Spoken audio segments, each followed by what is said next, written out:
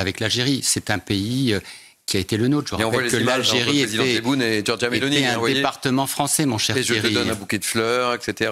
L'Algérie était un département français, qui a eu des Français d'Algérie qui ont vécu là-bas, qui ont créé de la richesse. 1, 2, 3, 4, 5, 6, 7, 8, 9, 10. 31. Alors, maman, ça tourne l'usine. La folie, Roger. 5, 5, 5, 5, arrive chez ta main, là. Ça marche. 10. Moi, ce qui m'importe aujourd'hui, c'est de tourner le dos à cette politique de la repentance vis-à-vis de l'Algérie. Nous n'avons pas à rougir, nous Français, de la politique de la France en Algérie depuis 1830. L'Algérie a été choisie pour le grand remplacement, le vrai grand remplacement.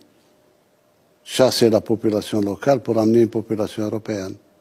Combattre l'islam pour christianiser l'Algérie et en faire une terre européenne. Avec des massacres. Avec une armée de chaldis génocidaires. On a volé les terres aux Algériens. On a empêché la scolarisation de 5 générations d'Algériens et on a lancé du napalm sur les villages algériens. Nous devons des excuses, Pascal ? L'Occident a dominé le monde. Nous l'avons dominé depuis la fin du XVIIIe siècle. Et aujourd'hui, c'est fini. Et ces pays, au fond, nous disent, eh bien, ça y est, c'est fini, vous n'êtes plus les maîtres du monde. Nous comptons. Nous avons aussi notre vision du monde. Donc, c'est la fin du moment occidental. Nous n'avons pas à rougir du travail de la France en Algérie. Nous n'avons pas aujourd'hui à être dépendants de l'Algérie parce que nous avons fauté. Moi, je ne comprends pas, sincèrement. Moi qui suis né en Algérie, je ne comprends pas cette soumission permanente à un diktat algérie de la repentance. Ce qui est un sujet de politique intérieure aussi. Qui est un sujet de politique intérieure et parce que nous n'affirmons pas nos valeurs aussi. Ouais. Et une certaine, vous l'avez dit Louis, une certaine liberté de tourner la page et de construire de nouvelles relations. Et cette nouvelle relation, elles ne sont plus dans la soumission. L'ordre international est bousculé de manière inédite.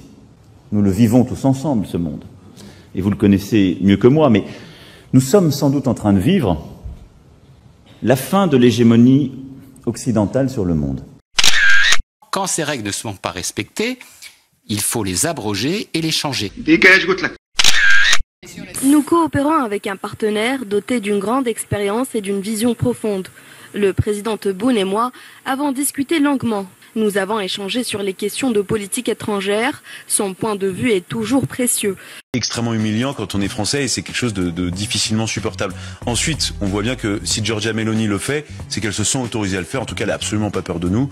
Et d'ailleurs, vous voyez bien, c'est une visite d'État avec tout le protocole. C'est absolument pas une visite. Remise de fleurs, etc. C'est pas du tout une visite discrète. Non. Mais c'est le moins qu'on puisse dire. Donc tous les symboles sont là. C'est douloureux quand on est français de voir ces images. Les mecs sont possédés. Les mecs sont possédés. Je te le dis clairement. Les gars ils sont complètement fumés, quoi. Nous avons abordé les enjeux de stabilité et de sécurité dans la région méditerranéenne. Un accord a été conclu pour renouveler notre coopération dans le domaine de la défense, ainsi qu'un autre pour renforcer la coordination de nos efforts dans la lutte contre le terrorisme. Nous entretenons également une excellente coordination en matière de lutte contre l'immigration clandestine. Notre coopération dans la région du Sahel est également très importante. Nous avons parlé de la situation en Libye ainsi que des conflits en cours. La situation dramatique à Gaza ne peut plus durer. Rien ne peut justifier les attaques contre les civils. Ensuite, Giorgia Meloni défend les intérêts de son pays et les intérêts stratégiques de son pays. Ça se voit puisque c'est des accords économiques qui manifestement vont profiter à l'Italie.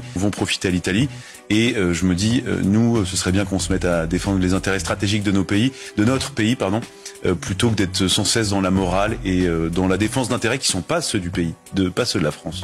Un dernier mot, Bernard Cohen-Haddad. Moi, j'attends de voir quand même, on discute, mais on va voir ce qu'on va signer économiquement. Et il y a déjà des relations très fortes. Oui, mais donc c'est encore de la propagande. Vous l'avez dit, Louis, ne rend pas heureux d'être français quand on voit ce type de gifle, parce que c'est une gifle pour la diplomatie française, puisqu'il me paraît qu'il n'y a que la diplomatie maintenant. Bon, très bien.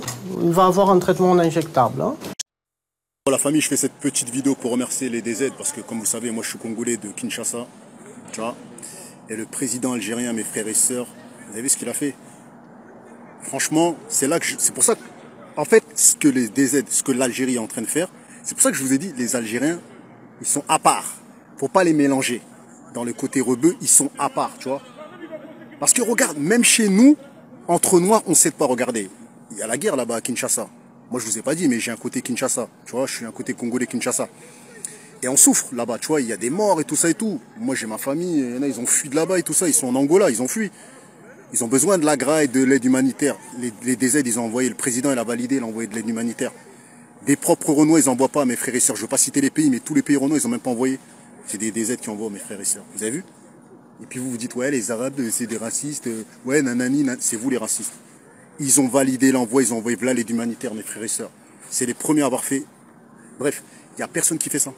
Il n'y a personne qui a donné ne serait-ce que même un paquet de pâtes, rien. Il laisse crever les frérots de Kinshasa, mes frères et sœurs. C'est pour ça que je vous ai dit, les Algériens, ils sont à part.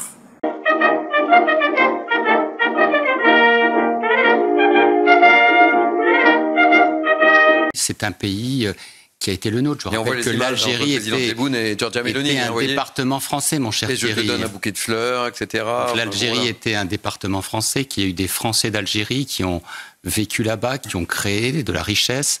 Fais des camps, hein. Fais des camps, hein. Fais des camps, hein. Fais des camps, hein. L'Algérie d'aujourd'hui n'a pas besoin du tout de cela pour exprimer sa haine vis-à-vis de l'État d'Israël. C'est un pays qui est d'abord basé sur le ressentiment, la haine de la France et des Français.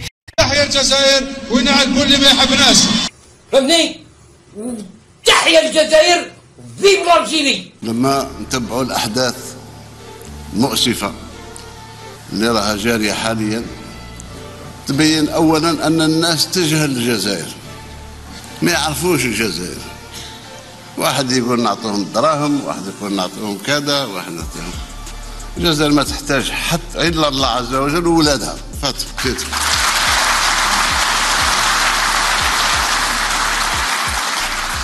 الأصدقاء نتاعنا نضمهم ونحبوهم واللي بغى يخاصمنا داك شغله الله يسهل عليه